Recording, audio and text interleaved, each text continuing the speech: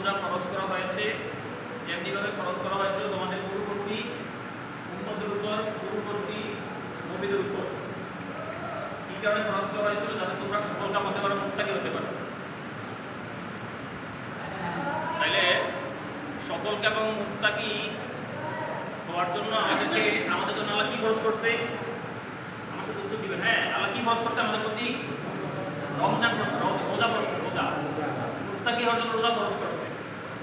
বিভিন্ন company bonus দেয় না? এই যে কয়েকদিন পরে ইউনিয়ন পরিষদে 10 কেজি চাউল দিব বোনাস। মনে করেন সিপ কোম্পানি যদি বলে 10 টাকার টক টাইম নিলে আপনাদেরকে 30 টাকা দেওয়া হবে, আমরা কি বেশি বেশি নিব না সিমের অফারটা? রমজান মাসটা আসলে অফারটা মৌসুম। রমজানটা কিসের মৌসুম? অফারটা কীরকম? অফারটা কীরকম? মনে করেন কেউ যদি একটা নফল আবাদত করে, ওই নফল আবাদতটা দিয়ে আল্লাহ, আমি যে সারা বছর ফরজে গ্যাপ করছি ফরজে, এই নফল আবাদতটা দিয়ে আল্লাহ আমাকে ফরজগুলা গ্যাপটা ফিল আপ করে দিবে।